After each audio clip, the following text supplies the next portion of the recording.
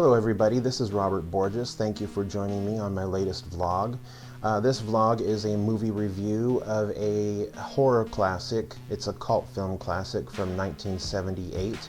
It's called Blue Sunshine, and this is what the packaging of the DVD looks like.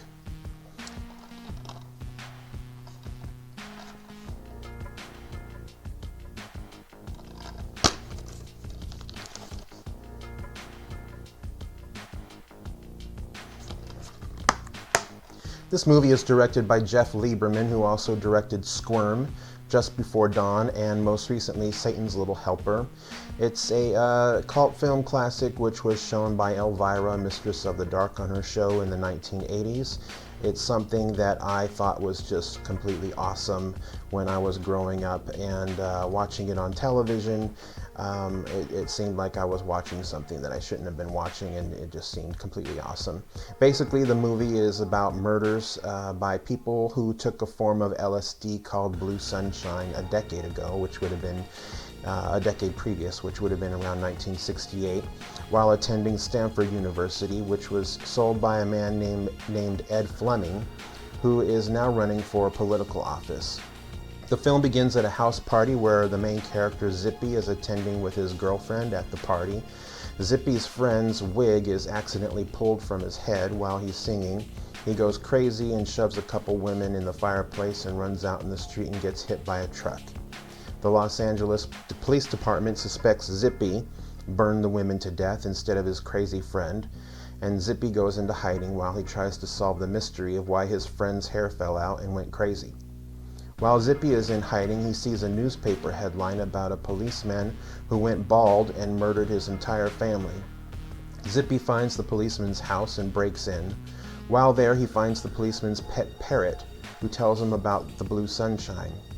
In the policeman's basement, Zippy finds a psychedelic photo of Ed Fleming, the politician from the 60s, with a caption under it reading Blue Sunshine. Additionally, there's a diploma from the Stanford University in the policeman's basement, tying him in with Ed Fleming. Basically, it's showing that he attended Stanford University while Ed Fleming was attending as well. This motivates Zippy to track Ed Fleming down at one of his campaign stops, where he asks Ed if the words Blue Sunshine sound familiar to him. Ed's demeanor becomes dour and annoyed when he's asked about it.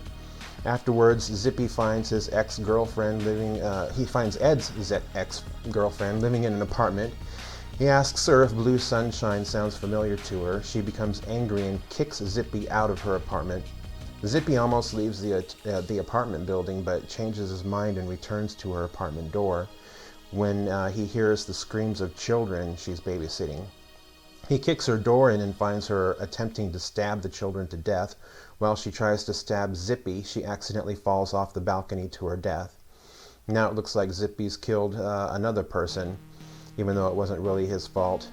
Meanwhile, Zippy's girlfriend sets up a date with Ed Fleming's bodyguard at a disco in the mall, where she plans on turning him over to a detective working for the police department.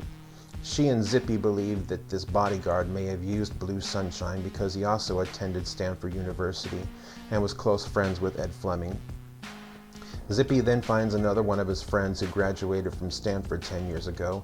He's a surgeon living in Los Angeles who tells Zippy he remembers buying Blue Sunshine acid from Ed Fleming while attending Stanford.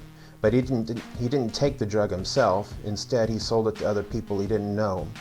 Zippy convinces the doctor to sell him some sedative, which he plans on injecting Ed Fleming's bodyguard with, so he can convince the police that Blue Sunshine is making these people murderous.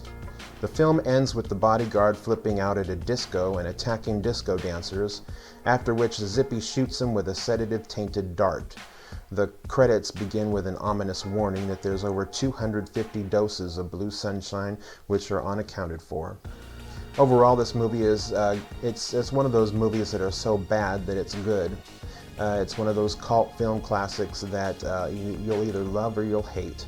I love it because, again, it's nostalgic for me. I thought it was just completely awesome and spooky, and it gave me nightmares, and I recommend it highly to people who are into cult films, and maybe you've never heard of it, but I highly recommend checking it out if you've never heard of it. And if you like these kinds of films, I particularly like cult films from the 70s. There's just something about the film grain and the editing and the pacing that are just awesome, I think. But check it out, Blue Sunshine, and thank you for watching my first episode of Nauseating Nostalgia. I look forward to making more movie reviews of movies that I just thought were completely awesome growing up. Thank you. Have a good day.